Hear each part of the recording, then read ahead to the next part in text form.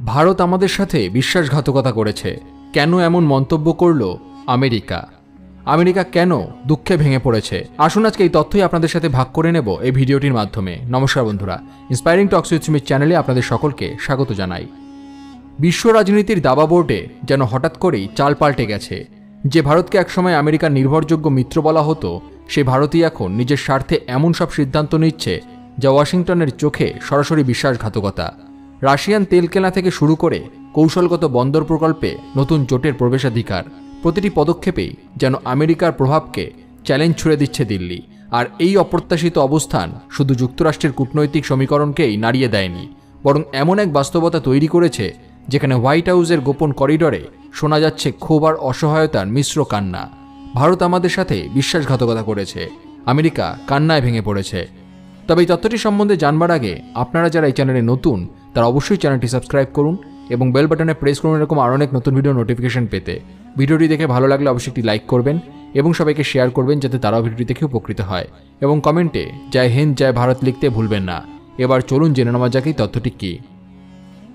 ভারত আর আমেরিকার সম্পর্কই যেন আজ আন্তর্জাতিক কূটনীতির নাট্যমঞ্চে সবচেয়ে আলোচিত বিষয় হয়ে উঠেছে। একদিকে ভারতের অর্থনৈতিক ও সামরিক অবস্থান, অন্যদিকে ভূরাজনৈতিক চালচিত্রে তার কৌশলগত পদক্ষেপ। সব মিলিয়ে আমেরিকার কপালে ভাঁজ পড়েছে। আর ওয়াশিংটনের করিডরে গুঞ্জন, দিল্লি কি শেষ পর্যন্ত আমাদের পাশ কাটিয়ে নিজের পথ বেছে নিল? ভারতের অর্থনীতি ও ভোক্তা সংস্কৃতিতে এখন এক নতুন ধারা চলছে, ইএমআই নির্ভর কেনাকাটা। দেশের স্মার্টফোন বাজারে 40% ফোন কিস্তিতে বিক্রি হয়, আর আইফোনের ক্ষেত্রে এই হার পৌঁছেছে প্রায় 70%। শুধু ফোন নয়, নানা পণ্যের ক্ষেত্রেই ঋণ নির্ভর কেনাকাটার অভ্যাস বাড়ছে, যা অনেক অর্থনীতিবিদদের মতে মানুষের ব্যয়ের অভ্যাসকে বিপথে নিয়ে যাচ্ছে। এদিকে সামরিক শক্তির নিরিখে world directory of modern military warships ভারতের নৌবাহিনীকে রেখেছে 7ম স্থানে, মার্কিন যুক্তরাষ্ট্র, চীন, রাশিয়া, ইন্দোনেশিয়া, দক্ষিণ কোরিয়া ও জাপানের পরে। ফ্রান্স, ব্রিটেন, তুরস্ক যথাক্রমে 8, 9 এবং 10 স্থানে। বাংলাদেশ 16তম আর পাকিস্তান 29তম স্থানে। ভারতের তুলনামূলক কম সাবমেরিন ও যুদ্ধজাহাজের সংখ্যা এই র্যাঙ্কিংয়ে প্রভাব ফেলেছে, তবে দক্ষিণ এশিয়ায় তার প্রভাব এখনও সুদৃঢ়। তবে বৈশ্বিক অর্থনীতিতে ভারতের ভূমিকা একেবারে অন্য মাত্রায়। গবেষণা বলছে, ভারত যদি রাশিয়া থেকে অপরিশোধিত তেল কেনা বন্ধ করে, তাহলে তেলের দাম মুহূর্তে $200 ব্যারেল পর্যন্ত পৌঁছে যাবে, যা বিশ্ব অর্থনীতিতে এক অভূতপূর্ণ সংকট তৈরি করবে। ভারত ও চীনের অব্যাহত রাশিয়ান তেল কেনা শুধু নিজেদের অর্থনীতিকে রক্ষা করছে না, বরং বিশ্ববাজারে স্থিতিশীলতা বজায় রাখছে, যা কার্যত এক প্রকারে বৈশ্বিক সুরক্ষা জাল। এমন অবস্থায় মার্কিন যুক্তরাষ্ট্রের অস্বস্তির তুঙ্গে। ডোনাল্ড ট্রাম্প প্রশাসনের উপ chief of staff Stephen Miller সরাসরি অভিযোগ তুলেছেন, ভারত রাশিয়ার তেল কিনে ইউক্রেন যুদ্ধকে অর্থায়ন করছে। শুধু তাই নয়, তিনি ভারতের বিরুদ্ধে ইমিগ্রেশন নীতি ও বাণিজ্য প্রতারণা করার অভিযোগ এনেছেন। বিশেষ করে আমেরিকার পণ্যের উপরে উচ্চ শুল্ক আরোপ করে মার্কিন শ্রমিকদের ক্ষতি করার প্রসঙ্গ তুলেছেন। এর উপর নতুন প্রশাসনের 7 মাস কেটে গেলেও যুক্তরাষ্ট্র এখনও ভারতের রাষ্ট্রদূত নিয়োগ করেনি, যা দুই দেশের সম্পর্কের টানাপোড়েন আরও স্পষ্ট করে তুলছে। এই মধ্যেই কূটনৈতিক মঞ্চে বড় ধাক্কা। ইরানের প্রেসিডেন্টের পাকিস্তান সফরের সময় ঘোষণা। ভারতের সাহায্যে নির্মিত চাবাহার বন্দরকে যুক্ত করা হবে চীন পাকিস্তান অর্থনৈতিক করিডরের সাথে। এর ফলে পাকিস্তান ও চীন ভারতের এই গুরুত্বপূর্ণ বন্দরে পরোক্ষভাবে প্রবেশাধিকার পাবে। আরও গুরুত্বপূর্ণ হল, এই নতুন পথ সিপিইসিকে যুক্ত করবে ইন্টারন্যাশনাল নর্থ সাউথ ট্রান্সপোর্ট করিডরের সাথে, যা পাকিস্তানকে সড়ক ও রেলপথে ইউরোপ ও রাশিয়ার সাথে সরাসরি বাণিজ্যের সুযোগ করে দেবে। সব মিলিয়ে ছবিটা পরিষ্কার, ভারত এখন নিজের কৌশলগত স্বার্থে এমন সব পদক্ষেপ নিচ্ছে যা একদিকে বিশ্ববাজারে তার প্রভাব বাড়াচ্ছে, অন্যদিকে মার্কিন স্বার্থে বড় ধাক্কা দিচ্ছে। আর এই কারণেই আজ আমেরিকার গলায় ক্ষোভের সুর, চোখে অস্বস্তির ছাপ, আর ভেতরে ভেতরে যেন চাপা কান্না। কারণ পুরনো মিত্র দিল্লি এবার নিজের খেলা খেলছে, যেখানে ওয়াশিংটন শুধু দর্শক। এই নতুন বাস্তবতা শুধু আমেরিকার জন্য নয়, বিশ্ব রাজনীতির জন্য এক ধরনের সতর্ক সংকেত। কারণ ভারত এখন এমন এক অবস্থানে দাঁড়িয়ে যেখানে তার প্রতিটি সিদ্ধান্ত বৈশ্বিক অর্থনীতি ও কূটনীতির পাল্লা বদলে দিতে পারে। এমন সময় ওয়াশিংটনের ঘনিষ্ঠ মিত্র হিসাবে যাকে দেখা হতো, সেই ভারত আজ একই সঙ্গে রাশিয়া ও আমেরিকার সঙ্গে খেলা চালাচ্ছে, এবং সেটি বেশ সফলভাবেই। আমেরিকার দৃষ্টিতে সবচেয়ে বড় আঘাত এনেছে এই বার্তা যে দিল্লি আর আগের মতো শুধু মিত্র নয়, সে এখন স্বাধীন খেলোয়াড়, যার কাছে জাতীয় স্বার্থই প্রথম। চাবাহার বন্দরের ঘটনায় তার স্পষ্ট উদাহরণ। বহু বছর ধরে ভারত এই বন্দরকে নিজের কৌশলগত সম্পদ হিসাবে দেখেছে, যা পাকিস্তানকে এড়িয়ে মধ্য এশিয়া ও ইউরোপের সঙ্গে সরাসরি বাণিজ্য পথ দেবে, কিন্তু ইরান ও পাকিস্তানের সাম্প্রতিক চুক্তি সেই স্বপ্নে বড়সড় ফাটল ধরিয়েছে। এখন এই পথ দিয়ে পাকিস্তান ও চীন ইউরোপ ও রাশিয়ায় প্রবেশ করতে পারবে, যা ভারতের জন্য ভূরাজনীতির দিক থেকে এক বিরাট ধাক্কা হলেও বিশ্ব কূটনীতির কাছে এটি এক গেম চেঞ্জার।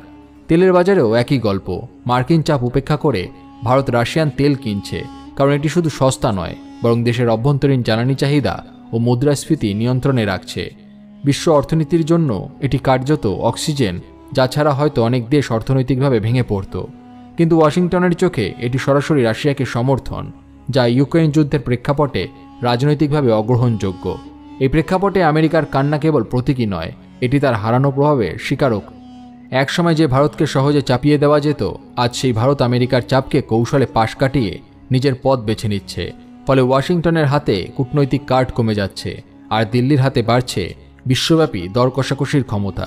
অন্যদিকে ভারতীয় ভোক্তাদের ক্রয়াভ্যাস, নৌবাহিনীর র্যাঙ্কিং, তেল নীতি সব মিলিয়ে দেশটি এখন এক বহুমুখী পরিবর্তনের ভেতর দিয়ে যাচ্ছে। অর্থনীতি ও ভূরাজনীতি দুইয়ের মিলিত প্রভাব ভারতকে এমন এক জায়গায় এনে দাঁড় করিয়েছে যেখানে সে একই সঙ্গে বন্ধু ও প্রতিদ্বন্দ্বী হতে পারে। আর এটাই আমেরিকার কাছে সবচেয়ে বড় বিশ্বাসঘাতকতা, কারণ তারা অভ্যস্ত ছিল এক অনুগত ভারতের সঙ্গে, কিন্তু এখন দেখতে পাচ্ছে এক আত্মনির্ভর, উচ্চাকাঙ্ক্ষী ও প্রভাবশালী ভারত, যে আর কারণ নিয়ম মানতে রাজি নয়। আপনাদের এই বিষয়ে কি মতামত সেটা অবশ্যই কমেন্ট করে জানাবেন। এবার চলুন কিছু অনুপ্রেরণামূলক উক্তি শুনে নেওয়া যাক।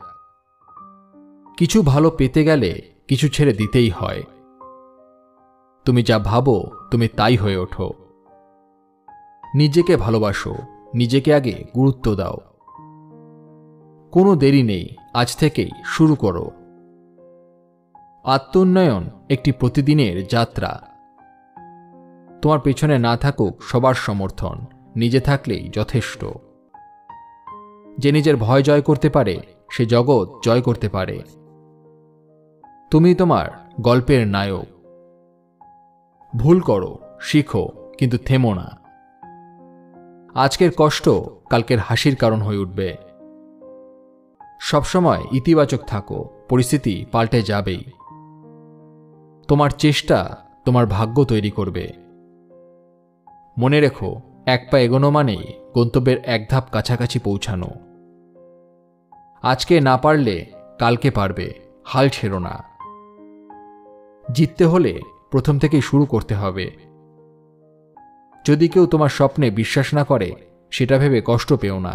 তোমার কাজটুকু তুমি করে যাও, সাফল্য একদিন আসবেই। আজ তুমি নিজেকে তৈরি করছো আগামীকালের জন্য, তাই ধৈর্য ধরো, সঠিক সময় আসবেই। সাফল্য একদিনে আসে না, প্রতিদিনের চেষ্টা ধীরে ধীরে সাফল্য এনে দেয়। বন্ধুরা, ভিডিওটি দেখে যদি ভালো লাগে তাহলে অবশ্যই একটি লাইক করবেন এবং সবাইকে শেয়ার করবেন, যাতে তারাও ভিডিওটি দেখে উপকৃত হয়। সবাই